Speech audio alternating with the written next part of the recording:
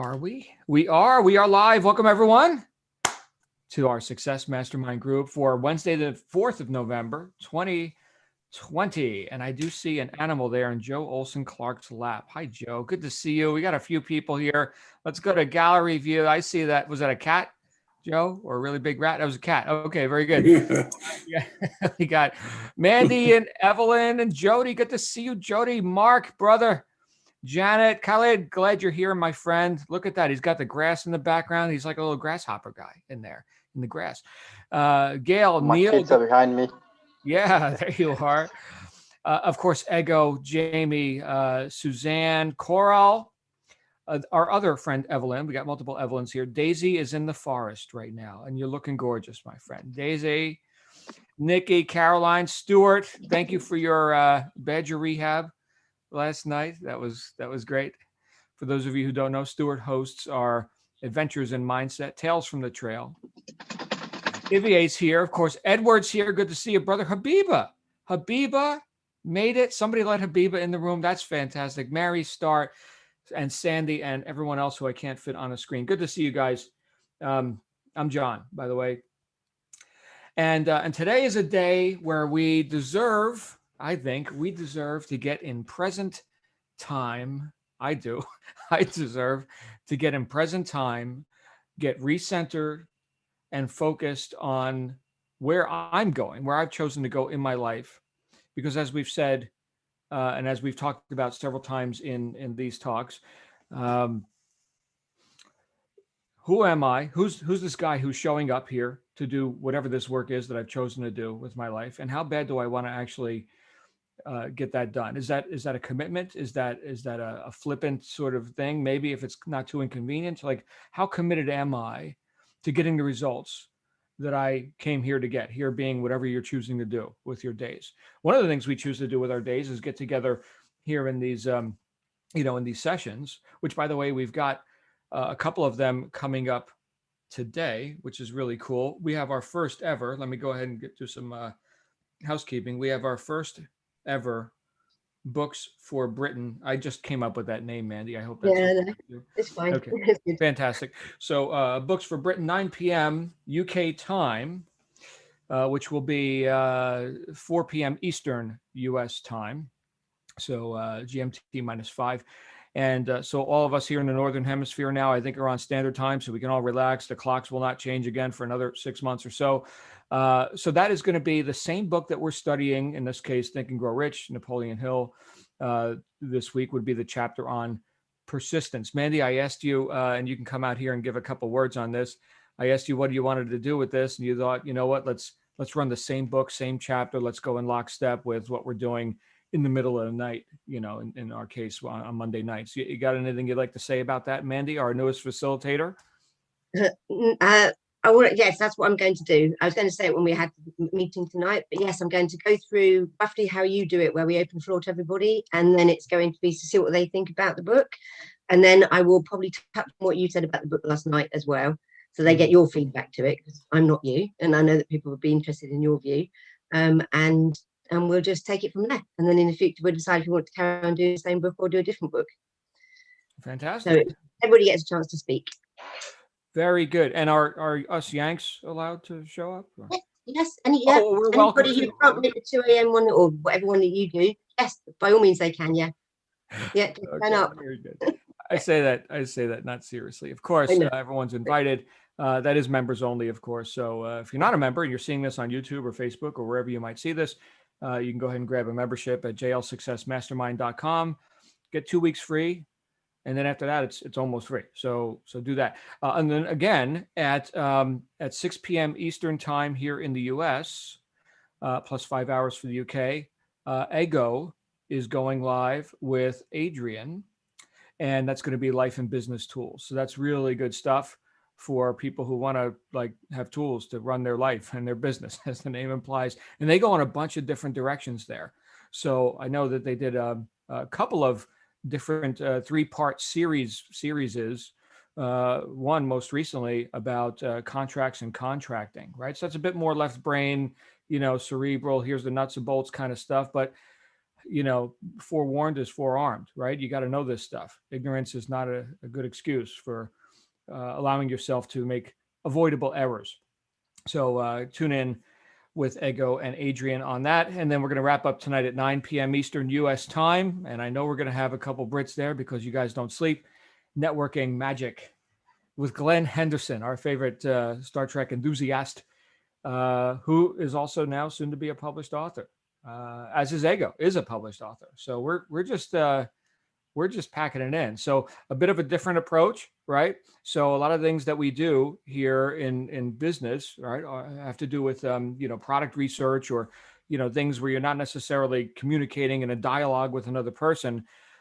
We end our nights on Wednesday with very much a dialogue, right? Humans, no tech, right? Well, we're still using Zoom, right? But the tech is transparent. It's about who's originating and who's receiving that communication.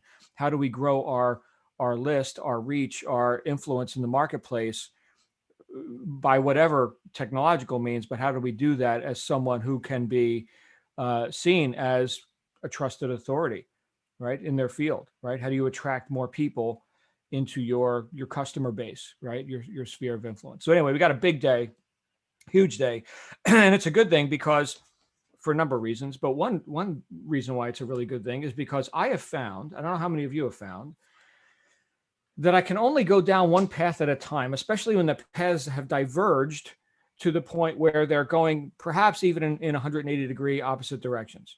Have you guys noticed that you can't multitask to such a degree where you can go in two completely different paths at the same time? I've noticed this for myself. Now, metaphorically speaking, right, we're talking about two different paths. I have found that there's a part of me that wants to go down this path, which is creative, thoughts of expansion and creativity, and what we might even call more of a right brain approach. When I'm saying left brain and right brain, I brought those terms up today a couple of times. For those who are not familiar with that theory, it's that you've got more creativity somehow on the right side of the brain. Can we scientifically prove this? I don't know. Whereas the left side of the brain would be more constructive, right? So logic, the building of machinery and, all this, right? Mathematics. Okay, so we've got creative and we got constructive, which are sympathetic, right? And we've all got both of them, right? It would be a completely imbalanced approach to life if we didn't have both.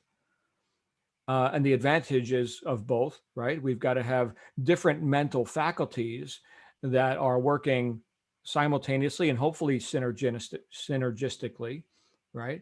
We've got things we could say more of a right brain thing could be something like imagination, right? We read about this like in the book we're reading, Think and Grow Rich. Imagination, that's a wonderful faculty to exercise. And yet a lot of us don't think of it as an exercise because, again, it's kind of a right brain kind of a thing, or a creative kind of a thing, where we're not necessarily quantifying, which is a left brain thing to do. What's the quantity? What is the percentage of imagination that was applied to this particular project? I don't know. How do I take inventory on that, right? Then we've got more of the left side of the brain kind of stuff, which does ask questions like that. Right? What's one what I would attribute to the left side? What's one mental faculty? Reason. Fantastic. Reason is good, right? We can look and observe stuff, right? This is called science. So we can make decisions based on, here's data, right? And we can make decisions based on other known data. We can compare this data to that data. And we can evaluate the relative importance of data or a datum in relation to our objective, our purpose for even showing up and using any of these mental faculties. So where am I going with all this? I find that a lot of times I don't have the synergy or the agreement. And this may sound like something where people have described it as cognitive dissonance or an inner conflict, but that's not what I'm describing. What I'm describing is, and hopefully I can describe it using, common words. What I'm describing is the pull in multiple directions at the same time, both of which seem right. both of which seem right. Now, there's a saying, the fox that chases two rabbits catches neither. I think Confucius said that. He probably didn't, but it sounds cool if you say that Confucius said it. So Confucius said, the fox that chases two rabbits catches neither. Okay. A lot of times I have found in my life, and this is my consideration right now, because I've got a big business project on the table. This is huge. A lot of work is going into this, and there's going to be a lot of benefit for a lot of people once it comes to fruition. But at the same time, I've got to maintain all these other things that I'm doing. We've all experienced this, I think, right? I mean, unless you joined this conversation, fresh out of grade school or something, where you basically have no responsibilities except to put the dishes away out of the dishwasher and and feed your hamster. Then you've been twiddling your thumbs with nothing to do besides think of creative projects. But probably for everyone in this conversation right now, whether you're a member here or not, or you just stumbled across this on the interwebs, probably you've got more problems to solve. You've got more opportunities to embrace or abandon than you've got time to, right? There's this thing called opportunity cost. How many rabbits can I chase? And whether we like it or not, right? Unless you choose to go live in a cave or something, we're going to have to, what some people would call multitask.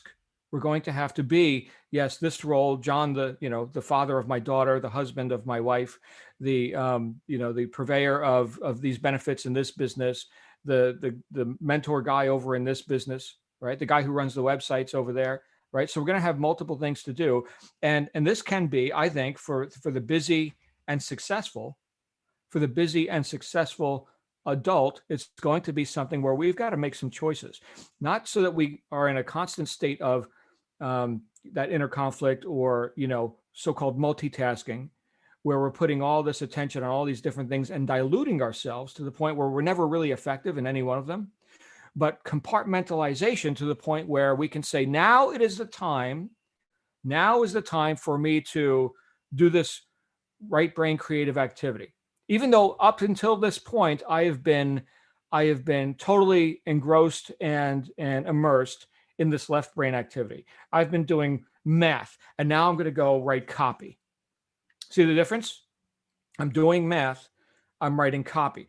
Completely different sides of the brain, so to speak, right? Again, don't quote me on the left and right thing, whatever. These are different mental faculties that we're using. Different mental faculties. Now, when we get into creativity, which we've all got to do, we've got to have both, right? We've got to have reason, we've got to have creativity, which means imagination, intuition, right? How do you quantify that, right? Memory, right? That's another mental faculty. Perception, right? That's another mental faculty. But now we're going to shift gears, and we're going to put more. We're going to hit the throttle. We're going to put more fuel on, let's say, the creative side of the brain. Can you turn off, to a degree, or compartmentalize the more left brain, reasonable things? Because I'll tell you, a lot of times in life, I've had to make big advances, I've had to get unreasonable. George Bernard Shaw, the great famous British playwright, said that the reasonable man tries to adapt himself to his environment. The unreasonable one persists in trying to adapt the environment to himself. Therefore, all progress depends on the unreasonable man.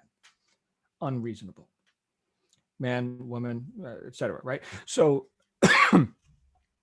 so am I willing to get unreasonable? In other words, am I willing to get creative? Am I willing to, as cliche as this sounds, think outside of the box? I'll tell you what, I damn well better be. Because all of my goals lie in the realm of the unknown. If I already knew how to reach a goal, I would have already reached it. So I can't rely on reason alone. Reason is quite limited, very useful, spectacularly useful, but limited, based on what? Another mental faculty, which is memory, which means I already know it. I already experienced it. I remember that I experienced it. Here's something reasonable. Don't walk out in front of, speeding traffic, or your body will be destroyed. That's reason. It allows me to deduce, that and predict that outcome. That's good and useful stuff, right? But now we're talking about going beyond just that. So what have I done, or what can I do, or what can you do, I guess is the question, to compartmentalize some of the stuff that may consume your time, your day, and to actually quantify and assign a time.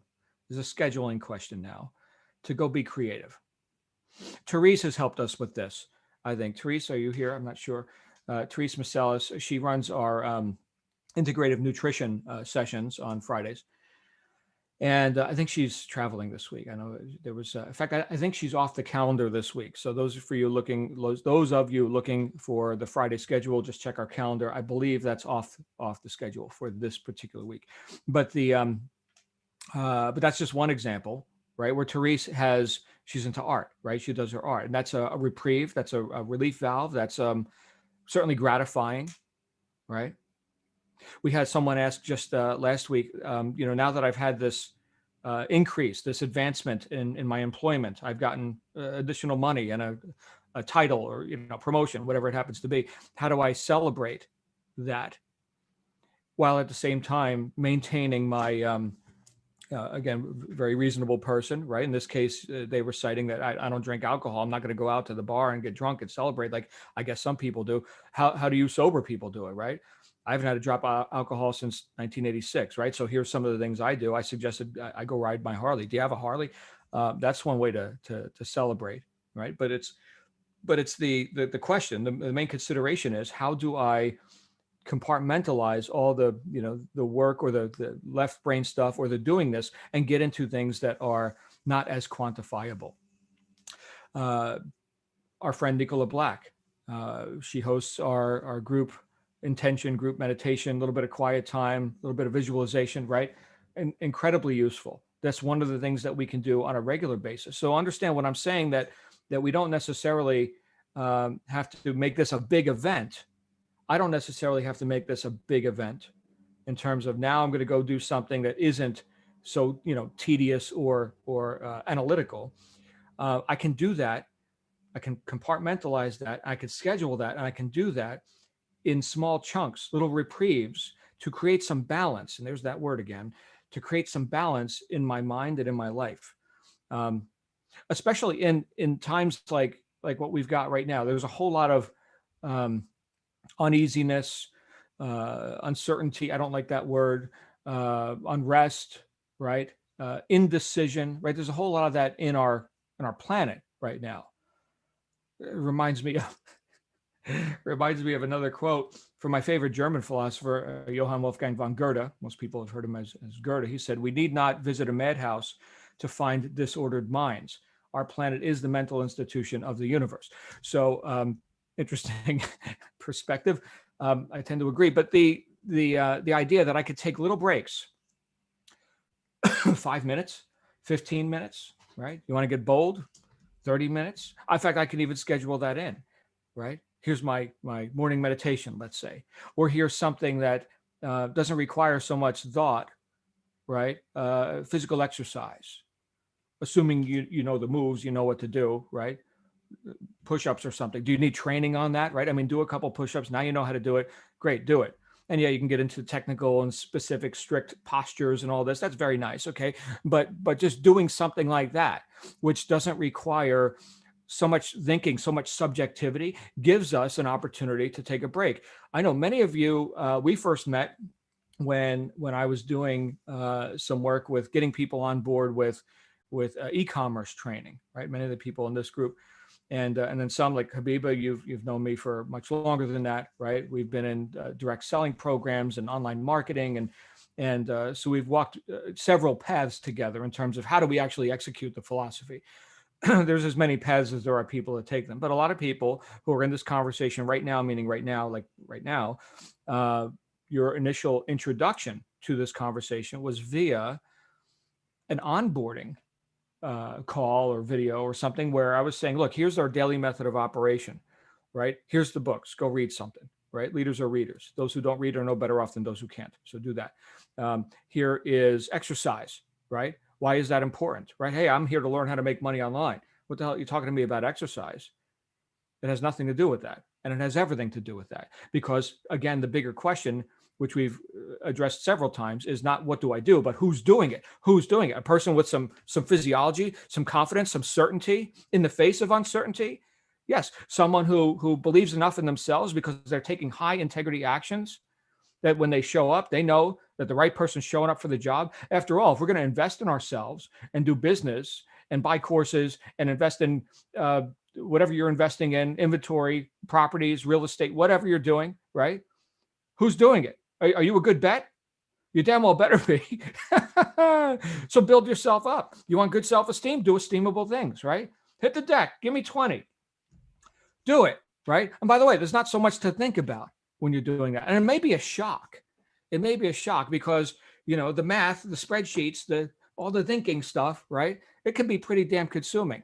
I'm going to argue that we've got to have a time for objectivity, not subjectivity, not think, but look at the stuff, touch the stuff, go to the gym, walk down the street and look at the trees or something, like anything but think, meditate, whatever. All right. What else did we talk about in there? We talked about income producing activities. I'm going back just out of memory. I'm not looking at notes, going back to some of the things that I recommended that people do because I do. Right. In fact, when it gets to income producing activity, what's the one thing you've been putting off? What's the one undone thing, as one of my favorite sayings goes, imperfect and done beats perfect and not done. Great. Well, what's one thing you can do imperfectly and get done today? And you may come back to it and polish it up later. I'm not saying, turn out bad work. I'm just saying incrementally, some little piece of this bigger project that you can mark off as done. That's terribly gratifying.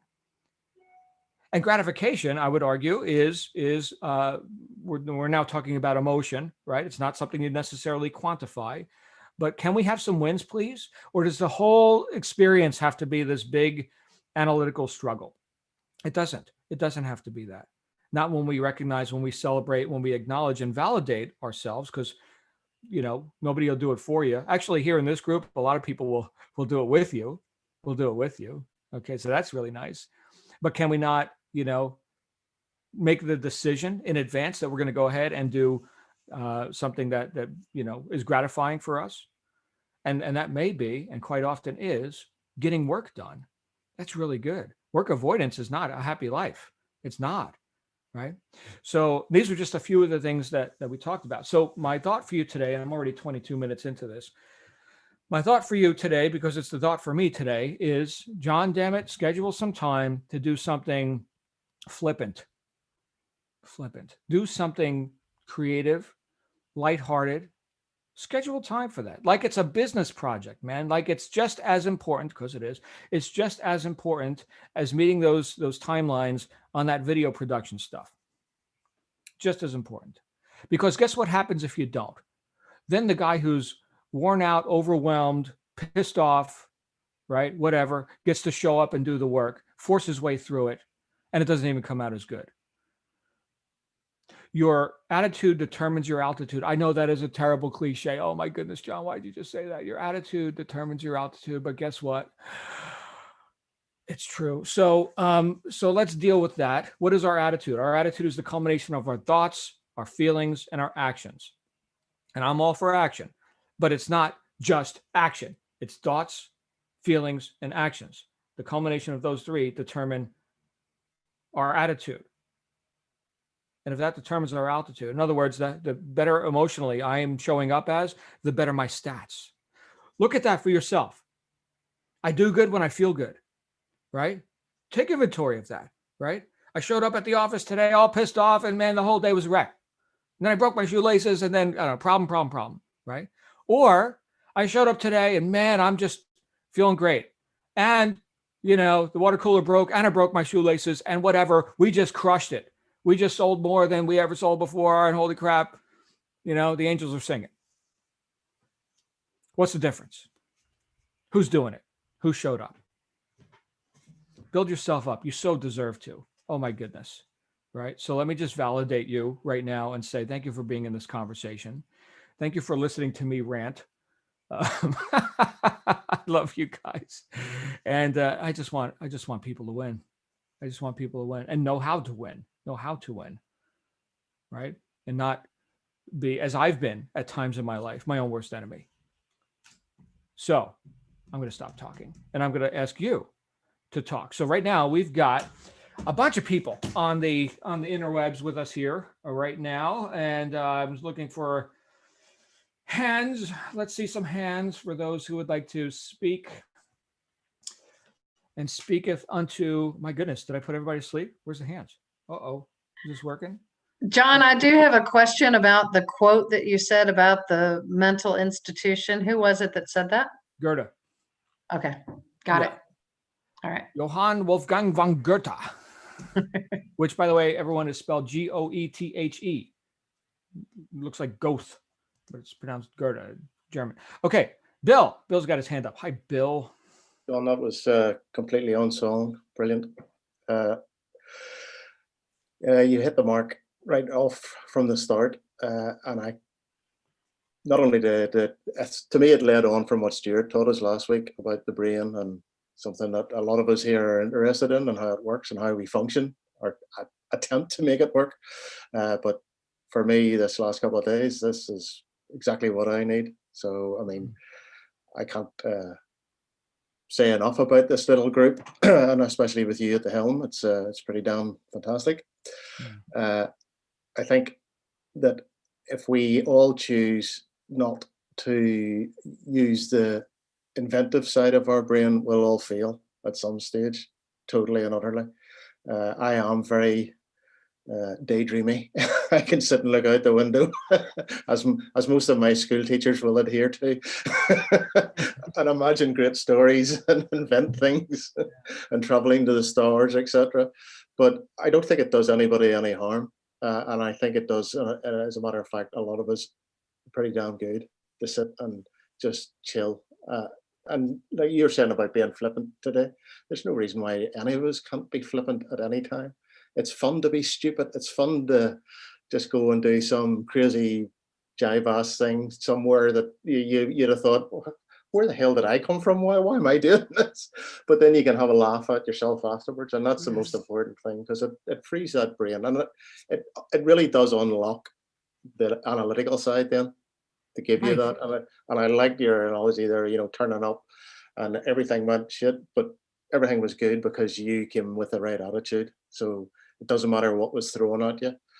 You were able to plow your way through it. And I mean, we've heard so many people on here, every and not saying these sort of things, when life throws you all these lemons, it's pretty crazy, but your attitude is, that's okay, bring it on. Right. Thank you. Oh, Thank you, Bill. The ability to laugh. And I think sadly, a lot of people have diminished or lost that, and demand that you lose it too. You don't get to laugh either, right? It's all very serious. So that's real dangerous. That's really, really dangerous. So I'm thanking you, Bill, because I know you've had some real problems in your life, as have I, as have many people here, right? So like, why so serious? Here we are. We're sucking air. We've got an opportunity today. Correct. Yeah. Thanks for showing up for it, Bill. I love you, brother. Habiba now does have her hand up. So officially, we shall now yield the floor to Habiba. Thank you, John. I'm always sort of stunned by how perfect the topic is for what's going on in my life. And I'm quite sure that you fashioned these calls just for me. So, but I know that it's true for all of us. What's coming up for me, I think you all know, I spent like a month with my mom helping her get some things done, and it was end of life stuff. So it was not easy. There was a lot that, it was challenging, but exactly what you're talking about was what we did. Like, and even what Bill was throwing in there, it's like the humor in with the seriousness, and the tasks in with the moments of just sitting and talking and being creative, and talking about her journals and talking about her will. It's like that kind of stuff. And it was such a beautiful balance that I was able to really give myself to. And I was so energized by the process. And then I got home and looked at my own stuff to do, and hit this place of like, why is it easier for me to do it much more easily for somebody else than I can do for myself? Right. So as you're talking, it's like, okay, Habiba. So, because what I find myself doing is going really far into one side or the other. Like, I dig into getting the tasks done, or I flop into, I got to get myself centered. So what, even within this last week, part of my own personal revelation, I've been looking at it as masculine and feminine energy, but I love putting it into the right brain, left brain, because it plays out some of those same things. And what I'm seeing is that if I can play with it as a dance, so it's a dance between the two. If I go too far one direction or the other, I'm going to fall on my face, right? So it's that finding the balance between the two. And these reminders are so helpful for me to keep in front. And that's part of why I sit here taking notes, is like, keep it in front of my face. So I thank you, John, and I thank all of you, because every time I jump on one of these calls, I know it's been less frequent recently, but I'm here. I am tapping in, and I appreciate you all so much. So thank you for contributing to my dance and my journey and finding that balance. Thank you, Habiba. And yeah, I never know what I'm going to say until I look at you and I see your face. I'm like, there's our topic. Just for you. Thank you, Habiba. Let's go to the Llama King himself. Hey, Stuart. Hey, John. Good to see you guys today. Good to see you today, John. Thanks for this topic today. I was kind of wondering where we would go today. And I want to thank Habiba for what you just said about the dance between the light and the dark, the male and the female, the yin and the yang, right? And that really ties into me, John, what you were hitting on in terms of the separation between the hemispheres of the brain, this concept of duality and seeming conflict. But again, I think, Habiba, you hit it on the head, where it really is this dance. And how do we reconcile, right, these different aspects, not only in ourselves, but around us. John, you talked about trying to create the agreement between the two halves of your brain, right? It's really interesting. And I posted in the chat, there's a part of our brain called the corpus callosum, which is a bundle of nerves that connects both hemispheres to our brain. And I'll do some research and see if we can find out if there are exercises that we can all do to try and bring congruence and alignment, between our dueling natures, let's say. Honestly, that to me is a metaphor for the perceived separation and division that is all around us, right? This polarity, whether it's politically, whether it's internal conflict, whether it's in our families or whatever, right? So what's the challenge? How can we bring congruence between the halves of our brain, between the conscious and the subconscious mind, right? That's the other real division that we need to bring congruence and alignment to. And I think obviously, like everything else, it starts at home, right? So if we can deal with, the duality in our own nature, if we can bring congruence and alignment to the different aspects of ourselves, then everything kind of falls into place, in our spheres in the world around us. Talking about compartmentalizing the different aspects of our lives, and you mentioned multitasking. I've called myself a megatasker for a long time, and I think in recent months, due largely in part to a lot of these discussions that we've had, I've sort of had to reevaluate that concept. And am I being efficient by taking on too many things and spreading myself too thin and things like that? And I always sort of look at, where's my buddy Wayne? I always look at the metaphor of juggling. And no matter how many balls you got that you're juggling, there's always one that you're holding on to, right? And this concept of, you can have a lot of tasks out there in your sphere, as long as you're hyper focused on one at a time in your sort of splattered focus. I mean, I think that's something that works for me. We talked the other night on book club about that I like to have my to-do list, instead of sort of mentally thinking that I have 10 to-do lists because I have all these different aspects of my life. I really think I look at it like I have one to-do list, but it's got different columns, right? And like we were talking about the other night, I try to prioritize, the things that I got to do at the top of each of those columns. And then juggling to me is sort of like, all right, I'll hit this for a while, then I'll hit this for a while, then I'll hit this for a while. Often with the intention of, all right, this until it's done, this until it's done, but it doesn't always work out that way. I don't know about you guys, but I think naturally to me, my workflow tends to go from sort of either menial or more data driven kind of intellectual academic stuff. But then, I get kind of burnt out on that for a while, and I almost instinctively, naturally, like say, okay, I'm done with this for a while. I'm going to go do some graphic design, or I'm going to go work out in the ranch for a while. So to me, that comes naturally. I don't know, what you guys think about that. And then the last thing I wanted to say, man, you always talk about being unreasonable, right? And often that hits me as being unorthodox, right? And I've been called unorthodox in my entrepreneurial approach from day one, essentially. And the concept of putting the cart before the horse, right? And people always say this to me, and whether it's, family or friends or naysayers or experienced business people or whatever, that tend to be a little more linear or orthodox in their thinking, like, oh, dude, that's putting the cart before the horse. I go a step farther. I say, man, I pick the horse up, I throw it in the cart, and I'll pull the damn cart myself, right? So I think, talking about being unreasonable, and when you're driven to a goal, whatever you got to do to get there.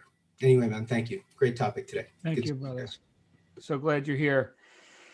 Let's go to across the pond to our friend Ivier, and then we got Habiba up again, and then Koila. All right, Ivier. It's gonna be the Habiba Hi, John. show. Hello, everybody.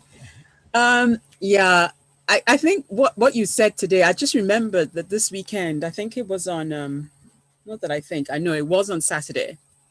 It had been raining here quite a bit. So I put my wellies on, my wellies. And I went walking. I did a really long walk. And what I found was every time I came to a puddle, don't ask me why, I literally stumped in the puddle. And while I stumped in the puddle, I was singing a song and doing, like pirouettes in the puddle. And I just thought, where did that come from? And I thought to myself, the little girl in me just wants to come out to play, and it's okay. Give her permission. It's all right for her to just have her release. I mean, it was a walk. Everybody else was in the park doing their thing. Dogs were rolling in the mud. People were playing football. Kids were playing, catch, whatever. I mean, everyone was having fun. So that was my fun. And then I thought, okay, I wonder if there's more of this little girl in me that wants to come out to play. And I found myself going down a set of steps. And I kid you not, I skipped down one set of steps and did hopscotch up another set of steps. And I thought to myself, where is this coming from? I mean, I can't remember the last time I had done that, but clearly there was just a part of me that needed that kind of release. So yes, I give myself permission to be silly. That's the word I use for it. I give myself permission to be silly every now and again. And I find that when I come back, it's almost like I've got a new lease of life. I've got, second wind, energy from I don't know where. And I sit and I literally just blitz through a whole lot of work that I've had piling up and been saying to myself, I'll get to it, I'll get to it, I'll get to it. So I got back on Saturday, and not only did I reconfigure my space, my workspace, but I actually added to a list that I'd been putting together. And Glenn will know this, he gave us some homework. And before I knew it, I had done tons more work than I planned to do. A lot of time had gone by, but I felt so productive. So what you're saying today is just so spot on. We need to give ourselves permission to just let go sometimes, let that valve, just open it up, release whatever pressure has been building up, and you'll find that you just got a renewed focus, it just clarity, some kind of you didn't have before. And yeah, so it's, so I danced in the rain, I, messed about in a puddle, I skipped down a few steps, I did a few hopscotch jumps. I mean, I just went silly. I just, just did what I felt like doing and came back and thought, okay, back to it. Okay, let's be serious now. Let's see what we can get done. And I got a lot of stuff done. So yeah, that's my contribution to today. So you actually saw in real time, your stats went up after having done something that had nothing to do with your stats. Absolutely. Yeah. Absolutely. Man, that's a tough one for me to remember, right? Because I get so engrossed and I know off balance. Right? John, I'm like you, and I never give myself permission, but clearly my subconscious took over on Saturday because it needed to. And I haven't done that in a long time. I mean, I'm the kind of person I remember years ago, I'd be baking a cake, mixing something or working on a recipe, and I'll take the spoon and I'll flick it at whoever is in the kitchen with me, or I'll just take a handful of flour and just throw it in the air just to be silly. But I haven't let myself be that silly in a long time, because I'm always like, no, I've got to hold it together. I've got to be the, responsible one. I've got to be mature. I've got to get on with it. I just put myself in this straitjacket almost, that I just got to go, go, go, go, go. That I just, on Saturday, something inside of me just said, no, I'm not doing that. And I didn't even know I was doing it until I found myself doing it. And then I caught myself and I thought, hang on a minute, what are you doing? But then I just let go and enjoyed the moment. I don't know when next is going to come round, but clearly it was long overdue and I needed that release. So, yeah. Right. Beautiful stuff. We're going to bring Habiba out here again. And whoops, I just accidentally muted you. Sorry. But what I was just getting reminded of was when I practiced the guitar more than I do lately, but where I just couldn't get out this, the riff or the lick or whatever it is. And I'm forcing, right? I'm looking at one of our members now, Cyril, right? He's into dance, right? So how do you force that? That's interesting. And then I walk away and then it flows, right? Then it flows because I'm not forcing. Habiba, your thoughts? Yeah, I'll be really quick. I want to bounce off of what Stuart was saying. And Eddie, I love the energy that you just brought into this, because one of the reminders for me is that there are physical things. And I was going to throw it into the chat, but I realized that at some level, we're talking about getting the hemispheres of the brain working together, right?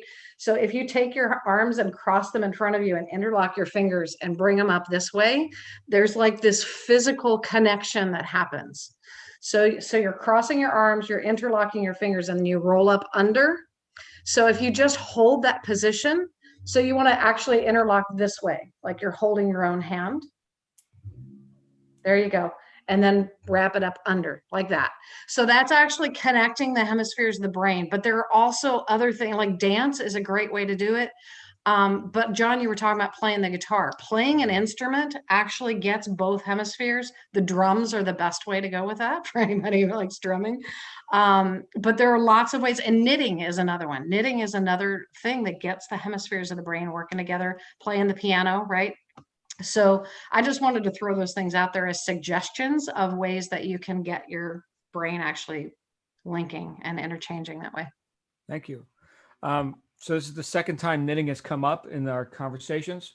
When is our Success Mastermind knitting club, Habiba? Is that going on the calendar? I'm kind of joking, kind of.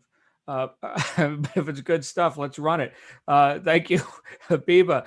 Koila, and then we got Jamie, Cyril, and Nancy. Hey, Koila. Hi there, and thanks, Habiba, and everybody else. That was interesting. As you know, I've been very, very busy and then stopped being as busy. And I've now got a new job, which is less hours, and I'm really enjoying. And I've spent some time doing a bit of resting and doing all sorts of things. And now that I have the time, I find I'm back to my natural method of working, which has always been to go from one thing to another, to another, to another. So I will do or start a task of one sort, and then I'll go on to another task of a different sort. So I'll work indoors, and then I'll go and do some work outdoors. My house is gradually becoming organized. It had become just, a bit of a disaster area, really, because I didn't have time to do it. So, and that's helping my general how I feel, because it's not nice living in a disorganized space. So I'm gradually getting there. And I spent the last 2 hours before this call, in fact, I was a little bit late, having a socially distanced coffee at the hotel with a friend, and we met 2 other friends while we were there. So we spent 2 hours having coffee and conversation, which I haven't done since March. And so that was excellent. So it's all getting there. But I think I find if I try and spend too long concentrating on one thing, for a start, it knackers my back. If I'm sitting at a computer, looking at a computer for ages, bits of me get sore. So I really can't and shouldn't do that, even though I have done in the recent past. I work much better and my brain works much better just going from one sort of, which is what everybody's been saying, which is what you've been saying, going from one sort of task to a different sort of task, and then back to the original task, maybe to a different task. And then, so it's not multitasking, it's just task switching. And it works well. And that's all I've got to say. Thank you. And So- I'm feeling more of a human being now. Oh, good. Good. I like that. Human being is, yeah, there's worse things that I've been called. So good stuff. Thank you, Koila. Let's go to Jamie and then Cyril and then Nancy. Hey, Jamie. Hi, all.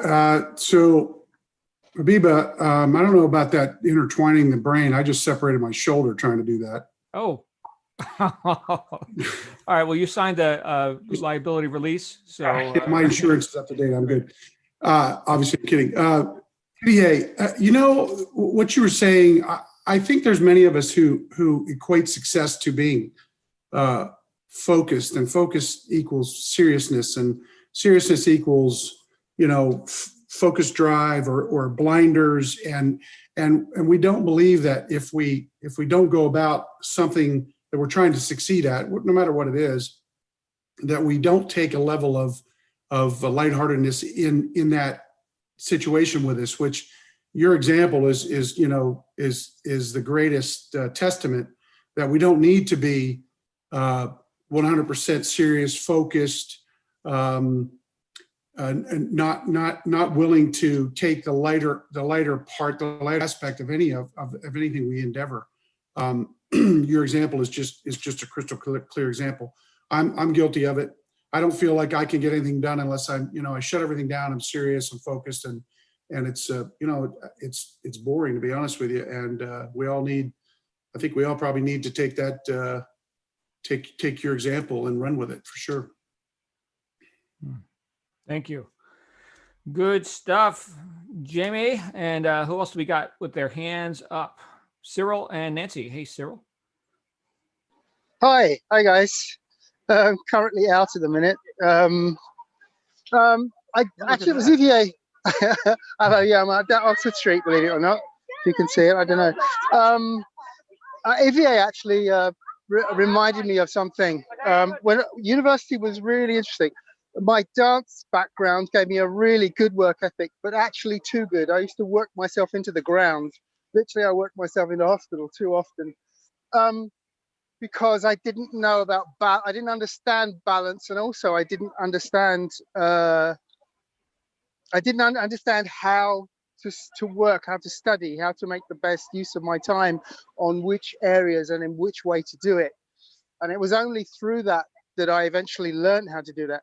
But one of the big things I learned, apart from nearly having a nervous breakdown at the end of the first semester, because it all hit, and I learned that basically I should start my stuff early, because that way it's less of a bind when the deadline comes around. But the main thing I learned was that if I had just finished a big task, if I just got on with the next one immediately because I had other deadlines due, I couldn't function. I couldn't function in the same way I found, although I know that the child in me loves to come out and play, and when I can, I let it do that. But I did find that just being able to go and have a coffee with a friend, go out for a few drinks with some mates, maybe not get completely sloshed, but maybe not. But fundamentally, to go out and do something else, and preferably social, to really to get to see my friends and stuff, and it makes such a big difference. I immediately could come back and start working again. I mean, that's not to say you can always do that, because you just got to get on with some stuff. But it's amazing how well that works. And I must admit, I have so many creative outlets I can take to. But I mean, the dancing I love. I also like writing poetry, and I like being inspired for that. And then there's the singing as well. So I've got loads of them to kind of vent it. But fundamentally, there comes times when you've just got to work, and you have to be careful that, you sometimes don't throw the baby out with the bathwater.